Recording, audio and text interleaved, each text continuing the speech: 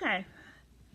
For those of my little friends are going to Fletcher in NSU, and those of you who are disabled, you might want to hear my experience with two, two of the schools that I've been to. Yeah, I just graduated NSU last year, but I hope my little tips in the church that I'm about to say in the video is going to make some sense to what is the same between NSU and Fletcher as far as the disability centers go in our testing labs. So this is going to be comparison of the disability center, Fletcher versus NSU. And I wrote a few things of each one that is the same and what's kind of different. Because I'm writing it based on my experiences, you know, when I've been to those two. Yours might be a little different because sometimes the rules can change a little. But hey, this is based on my experience, okay? What I wrote is the same is the first one is the intake process. That's a major one I wrote on there because I had to fill out the forms for everything. Forms. You always got to, it's sort of like admissions at school. You got to fill out the admission paperwork to let them know you're coming. You got to do financial paperwork. All that stuff that gets you into the doors right there. And after that, if you have a disability, you might want to get with disability counselor right there and get their paperwork and all. Or sometimes you can get it on the internet, on the Fletcher or the Nickel site, or wherever, or through them. But either way, filling out forms. Okay, so if you have a disability, you're going to have to fill out that form. Sometimes your doctor would have to fill it out too, because you have to submit to the doctor saying that to tell them you have a disability and that you need accommodations. Okay, so that's what got to my other point, is getting a doctor's note. So they can use the doctor's note in both situations to determine your what your needs are. Like if you need double time, if you need distraction-free testing, if you need preferable seating. I think that's the top three that I can think of. If you need an interpreter, if you need preferable seating because of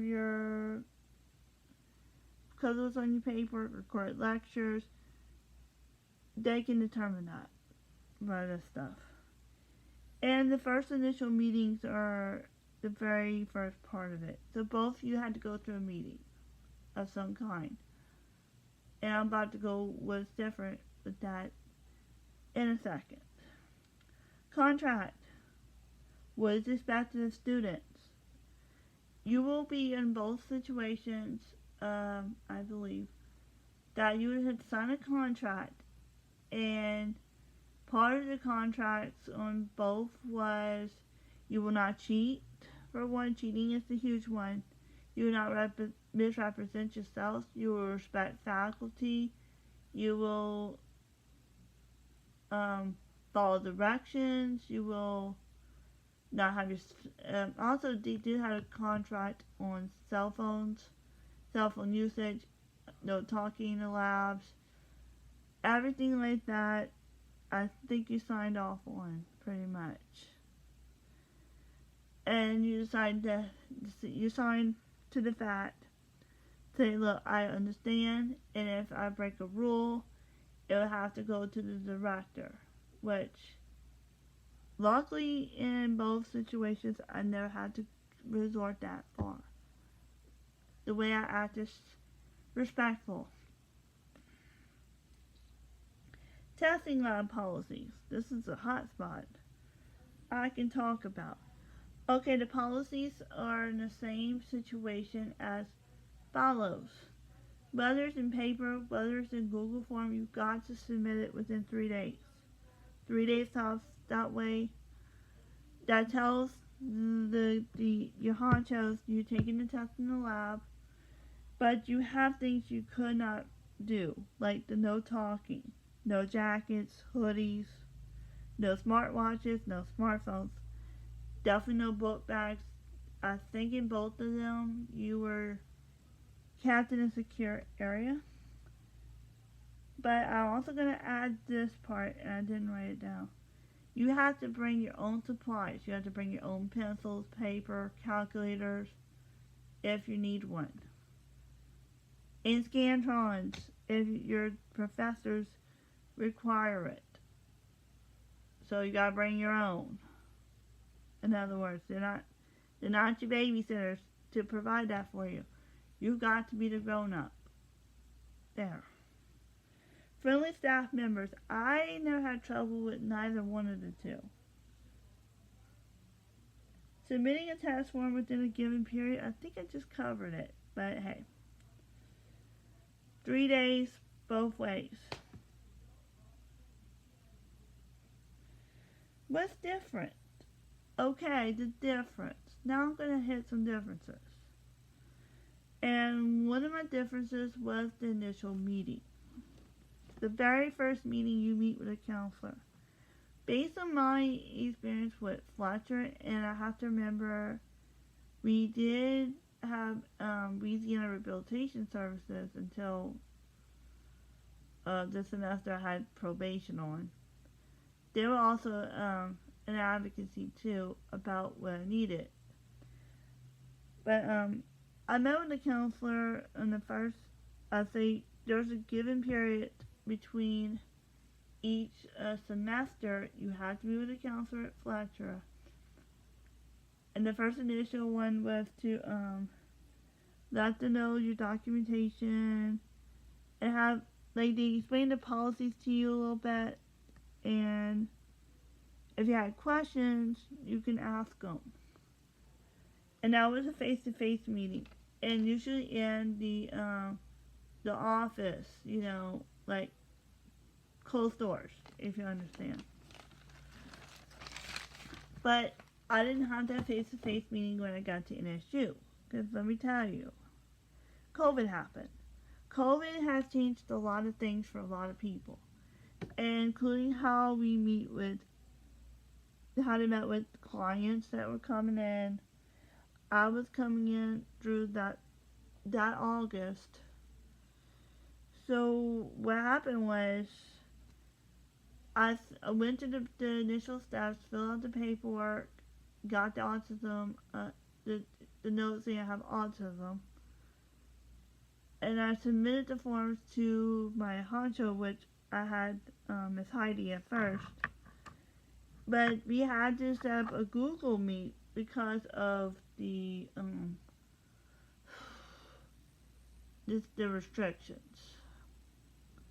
We had to be social distancing. You had to have a mask. All the baloney stuff that you had to go through during COVID. So I met her online before I got into campus. So she was there my first year. Miss Casey and Miss Amanda were in my latter years pretty much. But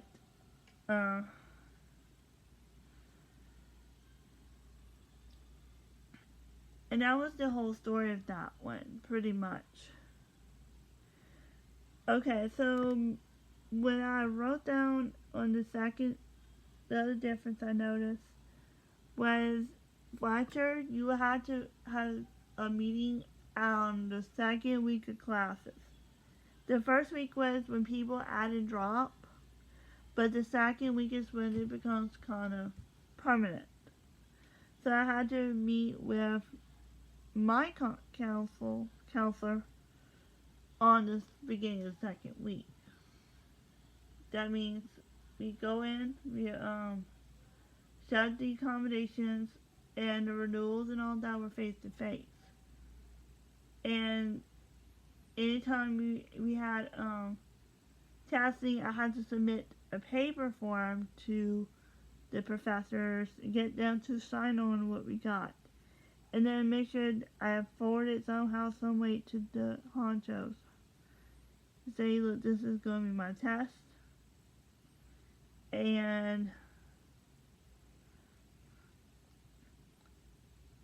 what is allowed, what time, and also we don't, sometimes I wrote this too, sometimes we know what time we're given for the test and sometimes we don't.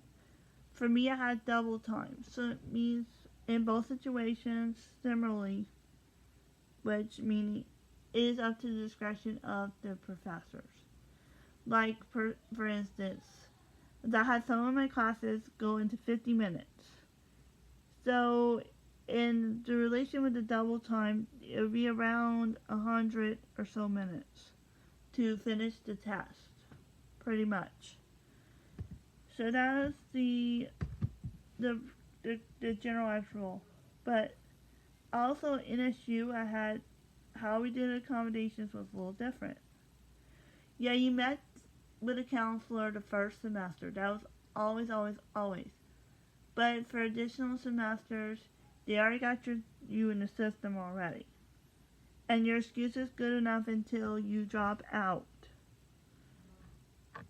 Because if you drop out, you have to provide a new note, new paperwork, new everything. And I think that's also falls with Fletcher too. That's a policy on both sides, both parties. But the NSU, you met your first time. But the students, once you are in the system, they will send you an email through your school email. And this is the important one, because it's called renewal of accommodations. And that's what you want to pay attention to. Because you have to go on the Google form, just like your first time, and subsequent semesters after that. Go into the Google form. You have to sign a couple things here and there. And also you have to put all, make sure they know your professors, all that stuff, I believe. But I think the testing part does that part already. Because sometimes you gotta have everybody. Pretty much. So you sign the renewal saying that, okay, we acknowledge the rules, we acknowledge the policies. And after you're through with that, you do get your accommodations through your email. Which meaning that at least it wasn't your counselor's responsibility to email your professors. Put it on the floor. The cat was happy Put it to down. escape. I'll put her on the bed. Put it down. This towel, that's your towels. Okay. You can leave the door open, yeah. Okay? Yeah. Alright, sorry about that. That was my dad. But you were given you were given the accommodation through your email that you had to have so much responsibility to send to your professors. Say, and notify professors, say, hey, this is my accommodations, etc. Meaning that you have to submit, you'd have to forward the email to, I had to forward it to a bunch, probably both times in a row, whether it was paper, whether it was a Google form. I don't know, actually the accommodations came in into PDF through email. It was shared saying, look, I'm gonna save this to my files. I'll go into my email and email everybody separately. But there were some teachers I had more than one class with, so I had to had the funny business of listing every single class I got with that teacher, so that way it ties it into everything per se. So the testing forms was slightly different, but the rules kind of were the same. Like, Fletcher was paper form because we didn't get to the Google legalities until COVID.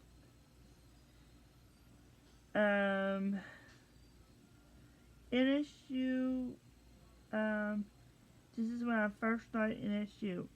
NSU, when I did the testing for my first 2 years, freshman and sophomore years, I've had to go on to Moodle. Moodle was the first 2 years. Then I had to go and click on the, which they call SAC. I click on it and clicked on testing forms. So that way I go in, submit whatever test I need, make sure it's in the 3 days. And I think that was a similar situation with Fletcher too. If the test date changes, it was probably my job to notify them that it changed. And that we're no longer going to know. But that's a whole nother situation. But my last 2 years, we had moved on, and I think to now with NSU, I think Fletcher possibility did that before NSU, went to Canvas. And Canvas was, state my beliefs on this one. Canvas was kind of the way, it's pretty similar. I went into the disability tab, click on the link, submit my professors, and usually they, like from either one of those avenues, they got the message really quickly, and they're able to make sure I got a place to test. If I needed a computer, to make sure I had that. Everything, so